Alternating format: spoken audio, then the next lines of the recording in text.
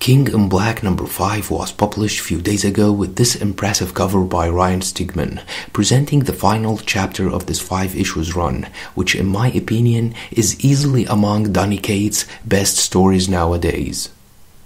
We saw how Null, the god of the symbiotes, invaded the earth with his horde of darkness and defeated the mightiest heroes. He ripped the symbiote from Eddie Brock and dropped him from the top of the Empire State Building to the streets below, and seemingly killed him. Null overwhelmed the planet and engulfed it with darkness, infected the people with the symbiote abyss, and turned them into his pawns. After getting impaled by Null, Thor summoned the only being who had fought Null and lived to talk about it, the Silver Surfer. The Surfer managed to break Null's barrier of darkness, holding the universal force known as the God of Light, the opposite of darkness, or the so-called Captain Universe. The force of light ripped through the army of darkness and finally bonded with the corpse of Eddie Brock, who was resurrected. The book opens with Silver Surfer confronting Null in this amazing artwork by Ryan Stigman. Null recognized Surfer and remembered that they had met before, and Surfer said that they indeed had, but he remained unimpressed. Surfer turned his board into a sword, remarking that there is a god of light now. Null said that he heard that, and remarked that no matter how fast light traveled, darkness would always be there waiting.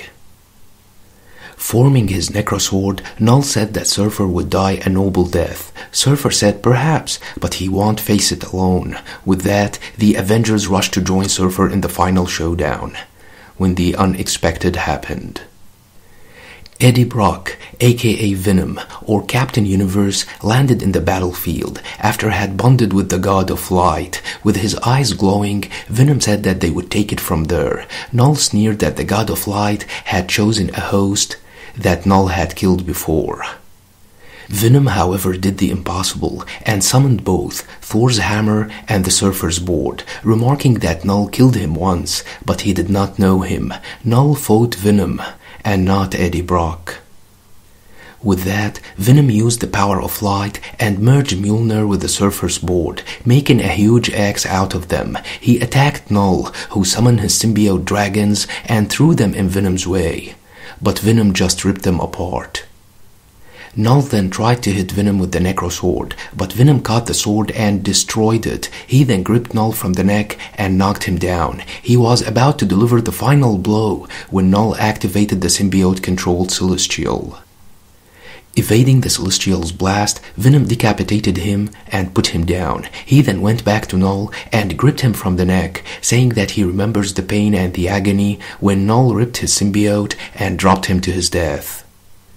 Now, it's time to return the favor. Venom used the powerful axe to rip Null's armor. He then dropped him from the Empire State Building, remarking that what he remembers the most is feeling hopeless and falling. Severely damaged, Null told Eddie that he can't win, cause the darkness will live in Eddie's son, Dylan. Eddie gripped Null and flew to space, ripping through the symbiote barrier surrounding the Earth. Null said that the void is eternal, and Eddie will never be free of him. He also said that darkness has teeth, but Eddie said that light also has teeth, before blasting Null with a blast of divine light. Admitting that there would always be darkness, Eddie plunged into the heart of the sun. Eddie said that they may all be swallowed and consumed by the void, but he doesn't care. Gripping Null from the neck, Eddie destroyed Null's body with the Uni-Power. Emerging from the sun, Eddie heard the voice of the God of Light asking if he could feel anything. Eddie said that he could hear voices calling to him, but he could not understand them. He then went back to Earth, with the God of Light saying that Eddie has done it, and the voices coming from the symbiote hive are singing to him, Null is gone, and the hive are free. Back on Earth, a group of vampires celebrated their freedom from Null's control and attacked Blade. They took him down, and that was when Null's darkness shattered and sunlight was restored, incinerating the vampires. Thor and Surfer then summoned their hammer and board back, and that was when Eddie descended from the sky like an angel. He then found his son Dylan, who was crying out of pain, with his eyes turned black with red spirals. Dylan hugged his father and said that he still has a piece of Null inside him, and it hurts as he can feel him burning inside. With his hand glowing with divine light, Eddie plunged it into Dylan's chest and ripped out the symbiote before destroying it. The Unipower then told Eddie that he has done well, but it must leave, as Eddie doesn't need the light anymore to protect him, and that he has a new rule, and has become something new. With that, the universal power left Eddie, who heard his symbiote talking to him. Eddie told the symbiote that he can hear the voices of the hive, but can't understand them. Venom flew into the air, followed by the hostless symbiotes. The symbiote told Eddie that they are speaking to him in the ancient language. He defeated Null and freed them all. Eddie has become the hive and the new god of the symbiotes.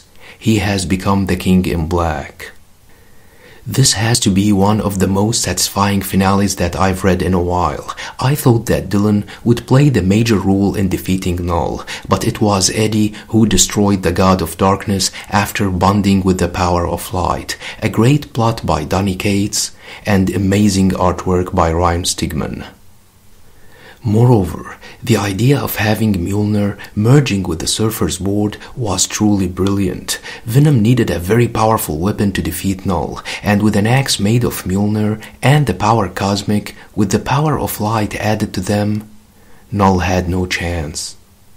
Hope you liked the video. Don't forget to subscribe, share, and like. Thanks for watching and have a nice one.